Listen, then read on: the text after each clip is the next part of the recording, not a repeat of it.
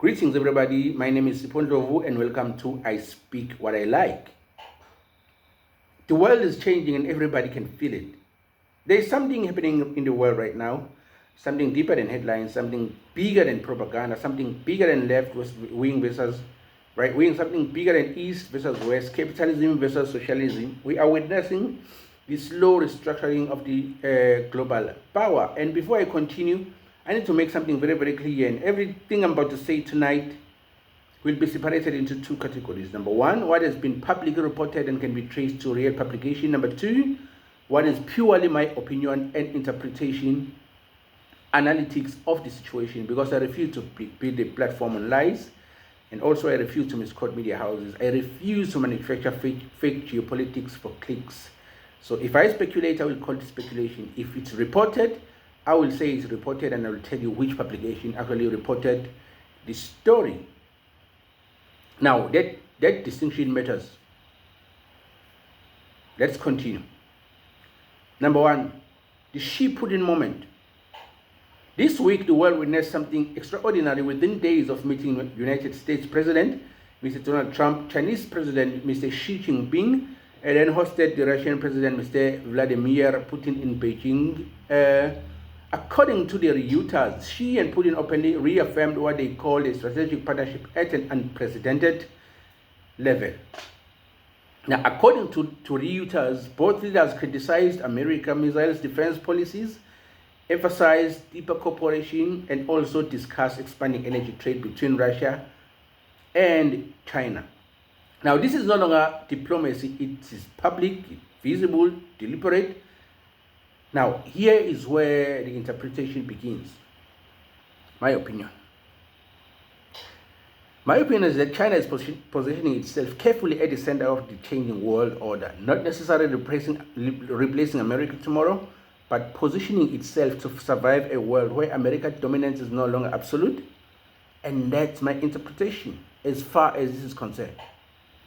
Now, point number two, the energy question. Now, that is something most ordinary people underestimate.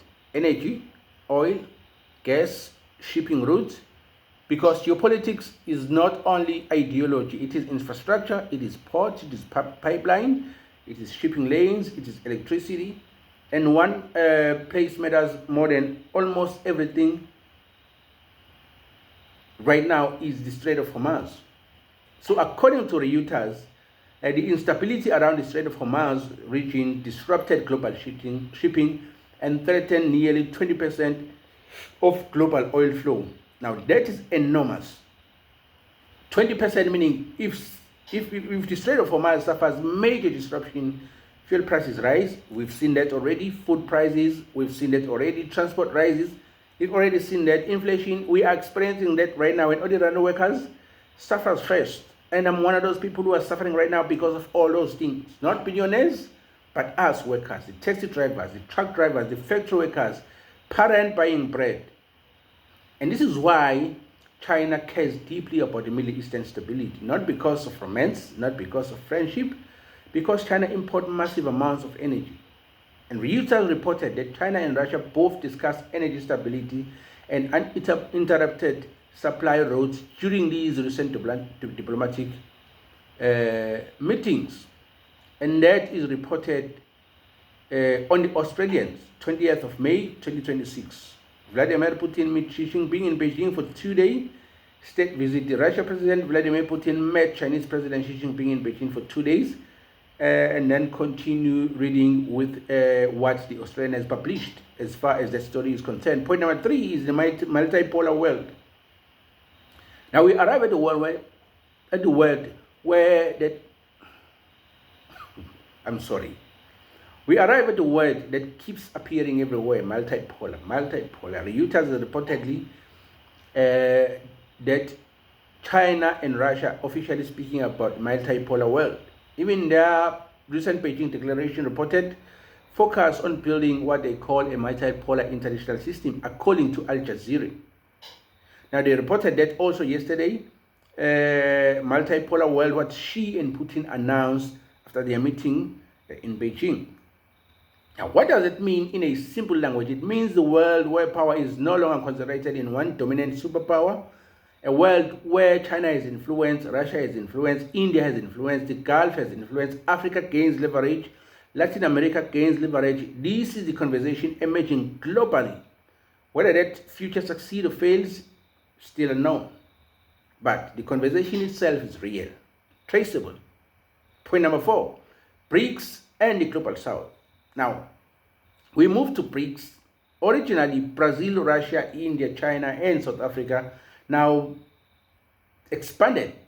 Reuters reported that BRICS increasingly present itself as an alternative diplomatic and economic platform amid the tension with the West. Now, that does not mean BRICS has replaced America. No. But, because that will be exaggerated, but it does mean the Global South is searching for bargaining powers, especially after sanctions, trade wars, currency pressure, and geopolitical fragments. And this is where Africa must become intelligent, because Africa has resources. But resources without systems means nothing. Copper without factories means nothing. Oil without refineries means dependency. Mineral without industrialization means exploitation. And if Africa misunderstands this moment, it will once again become merely the battleground for foreigners or foreign interests. Now, point number 5. What is fact and what is fear? Now, let's be careful here, because social media is dangerous. People online are saying World War III has already started. China and Russia are preparing immediate war with America. The West is collapsing tomorrow. There's not enough verified evidence to state those things as facts. And I will not lie to you. What can be verified is that China and Russia are deepening strategic coordination. Now, that's a fact. Number 2, global trade routes under pressure. That's a fact. BRICS is expanding influence. That's a fact. Major powers are competing aggressively for economic and strategic leverage.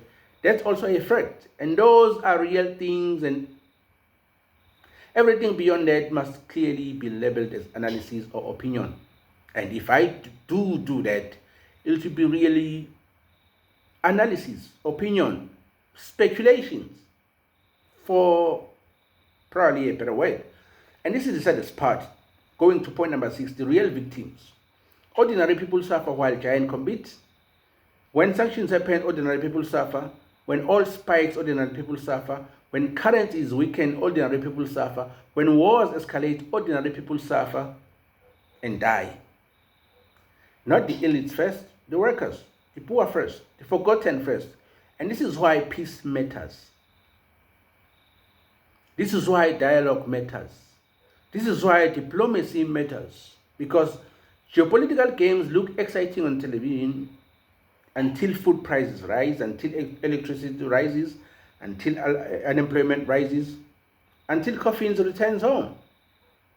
And finally, the world is entering a transition, I believe, and that is my opinion, that the world is entering a transition period, not the end of America, not the automatic rise of China, but transition, a restructuring, a dangerous adjustment period where a multiple power are trying to redefine influence, trade, energy, security, and currency system.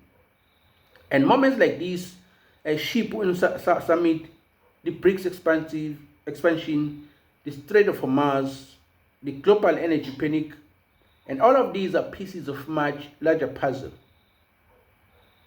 The world is changing. Everybody feels it. And the question is not whether change is happening. The question is, who will adapt wisely and who will be swallowed by history. This is I Speak What I Like, where opinions remains opinion and facts remains traceable. I am Sipho Ndlovu, and peace must never become a weakness. Good night. May God bless you.